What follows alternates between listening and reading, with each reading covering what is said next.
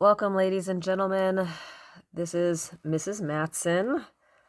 Sorry that I have been gone.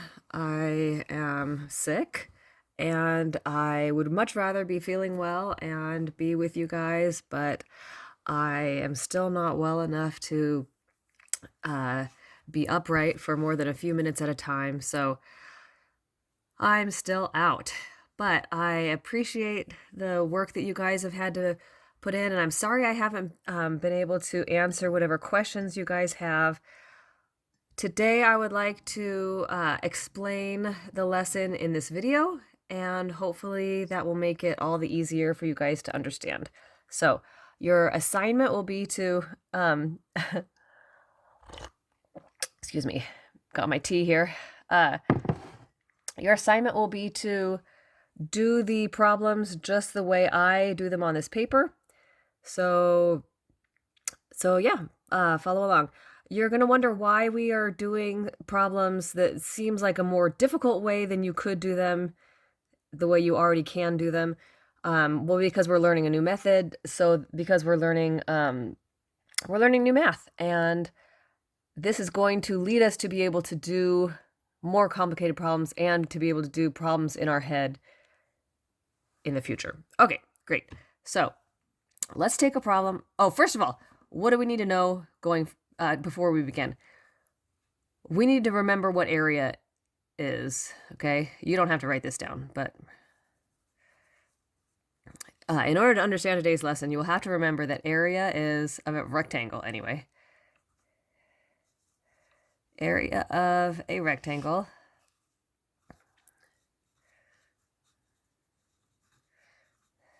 is length times width, or base times height. Doesn't matter what we call it, just as long as you multiply the two dimensions. So for example, if I have something that's 1, 2 by 1, 2, 3,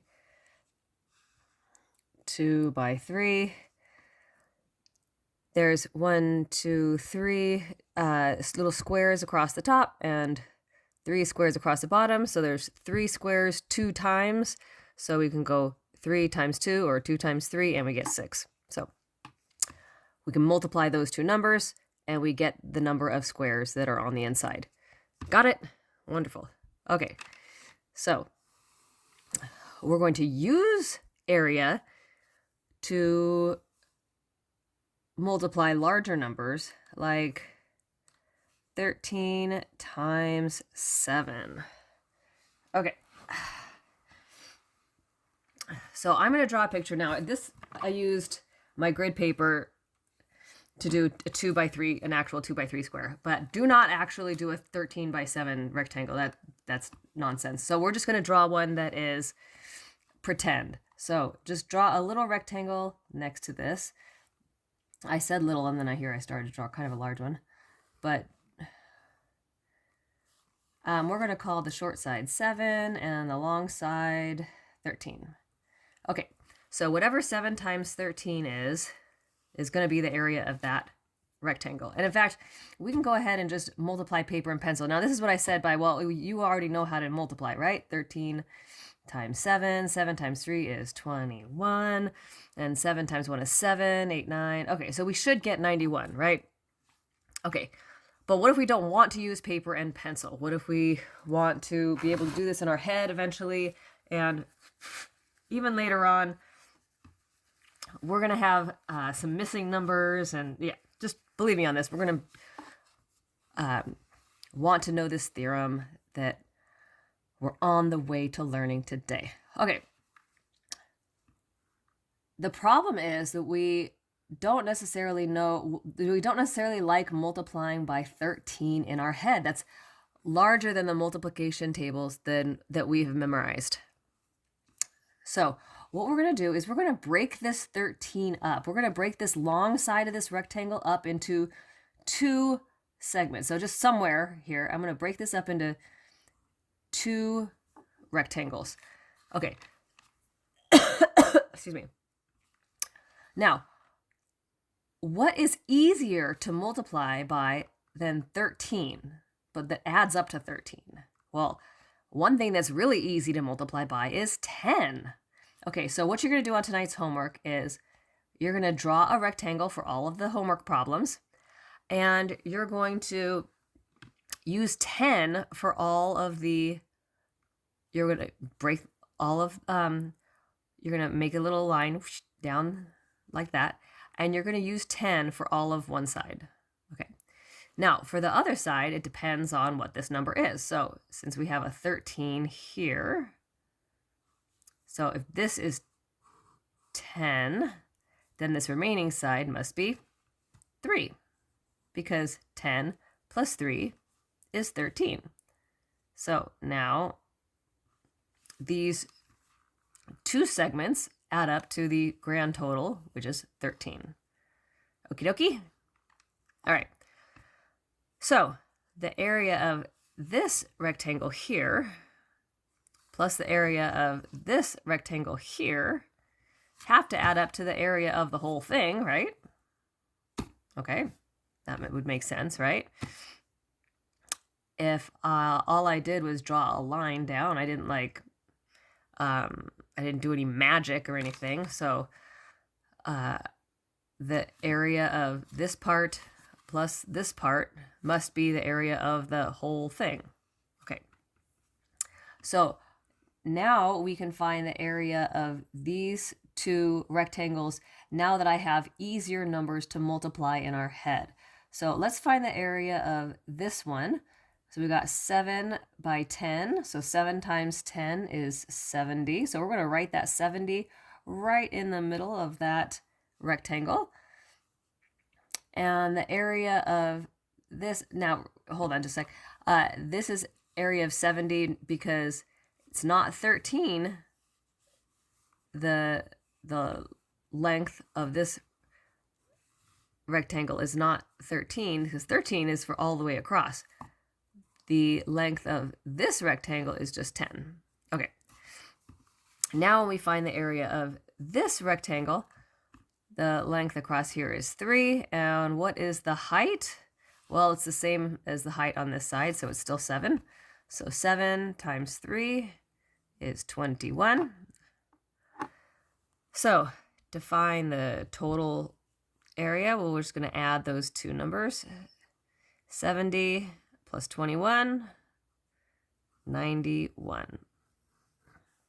And well, that's the same number that we got by doing the actual paper and pencil multiplication. Now, I was doing this to prove a point. I do not expect you to do the paper and pencil multiplication. You can do that if you want to check your answer. But this is what I want to see for all of your problems. So let's try another one. Let's do 14 times 8. Let's just set all these up so that the short side is the one going up and down, just so that they're all organized the same way. And again, we're not doing this to scale or anything, so just, they can all look pretty much the same. So 8 by 14. Okay, so we want to be able to multiply 8 times 14 in our head. Well, what's easier than multiplying 8 times 14? Well, I can multiply 8 times 10 pretty easily. So I'm going to drop a line down here. I'm going to say, okay, well, let's call this distance from here to here. We'll call that 10. Now, remember on your homework all tonight, when you drop this line down, you're going to make one of these distances always will be 10. Okay, well then what is the remaining distance? Well, let's see, if this is 10 and the total has to be 14, well 10 plus 4 must be 14. So, okay, so this area is this times that. So 8 times 10 is 80. And this area is that 8 again, but now this time times the 4. 8 times 4 is 32. Now for the total area, we just need to add this rectangle plus this rectangle. So we'll add the two together. All right, so we got 80, 90, 100, 110, 11, 12. So 112. All right, I want you to turn to the person next to you and ask them if they get it or ask if you have a question. Go.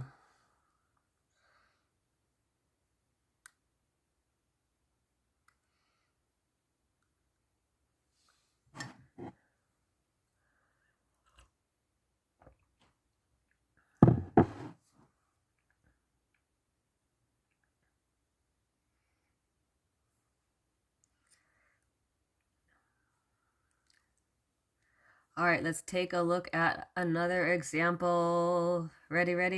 Are you ready? Okay.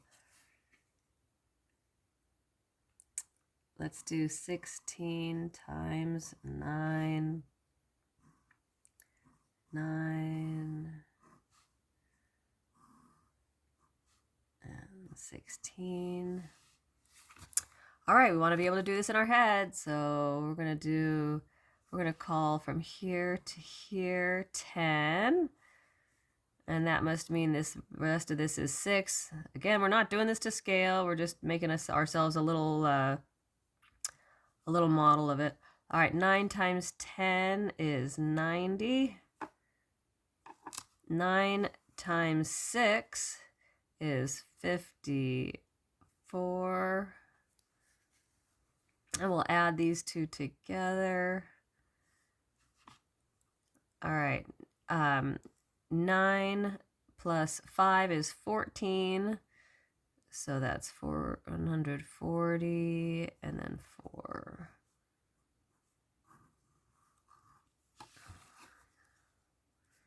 All right, one more example before we do another before we do a challenge problem. 19 times 4.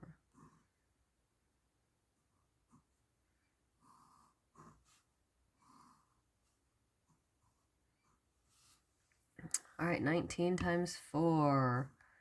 All right, there's our 10. So then 9, because 10 plus 9 is 19. All right, so this rectangle is 10 by 4. So 10 times 4 is 40. This rectangle is 9 by 4, because this height is still 4. 9 times 4 is 36. And when we add these two together, we get 76. All right, so if this is all making sense, then I'd like you to keep listening. And if this is not making sense, or if you're barely hanging on by a thread, then I want you to take a break for like a minute and a half. Put your head down, relax your eyes and your ears. And if you're ready for another little step in the interesting math direction, then take a little listen to this. What's even easier than multiplying by 10 and 9 and then adding those numbers together is this. Is to think about this as,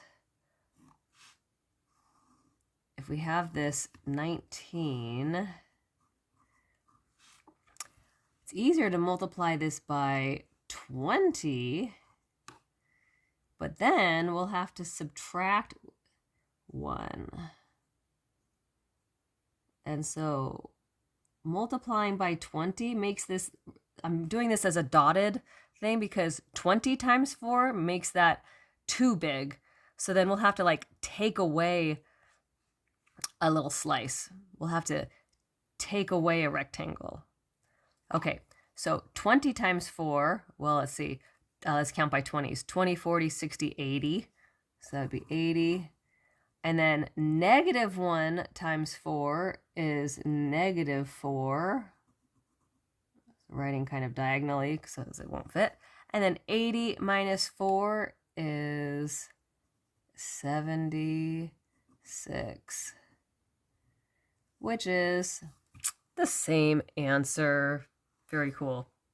So with numbers like 19, it's actually easier, I think, to just skip to 20. And then instead of 10 plus 9, think of it as a 20 minus 1. Okay, that's it. Everybody open your eyes. Help each other out, but make sure that you have, make sure to keep the volume very, very quiet. And yeah, I hope to be back very soon. Best of luck. Thank you very much. Bye.